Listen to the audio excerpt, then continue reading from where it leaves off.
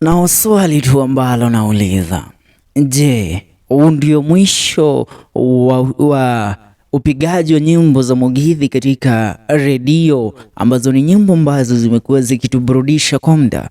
Swali hili naliuliza maana hamna show nyingine ambayo ilikuwa imesalia kuwaburudisha Wakenya, so siku ya Ijumaa ambapo alikuwa akifanya show yake ni Joy wa Macharia, na show hii ilikuwa na mashabiki wengi sana, na nikukumbushe watu waliamia kumsikiza Joy wa Macharia baada ya aliyekuwa akipiga show kama ile katika runinga ya Inoro TV Nyox Wakacha, ambaye ndiye amementa Joy wa Macharia. Na Joy wa Macharia ameweza kufunguka kwamba you know what, it has been good, na nimeenjoy, nimefanya kazi yangu kwa muda, na right now ni wakati wangu wa kuondokea kufanya show ambayo nilikuwa nikifanya pale katika redio ya Coro FM.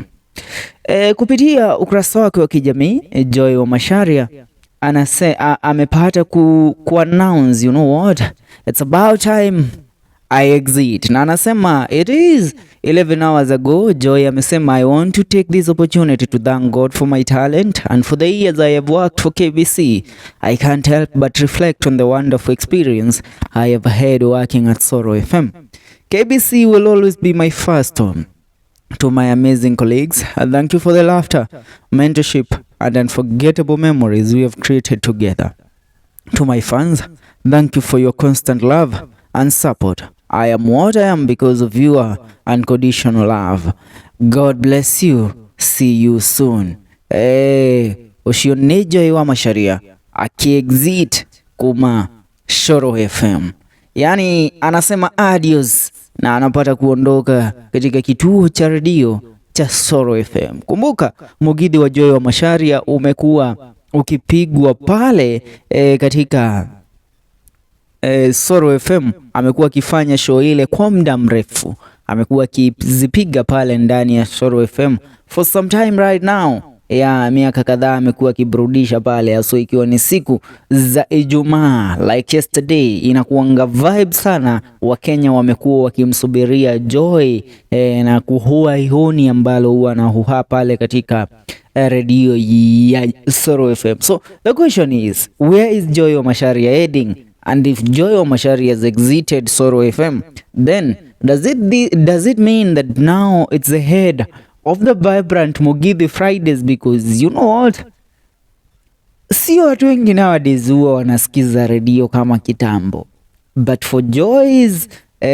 energy, which is always on another level, Joy wa Macharia's energy na jinsi ambavyo yeye ukipiga pale ndani ya Coro FM huwa inaleta vibe fulani mpaka mwenyewe unatamani tu ukisikiza show ya kwake. Lakini Joy anasema it has been good na ni wakati wangu wa kuondokea. Wewe maoni yako ni yapi? Nataka kusoma comments za Kenya chache in regards to Joy wa Macharia exiting Coro FM.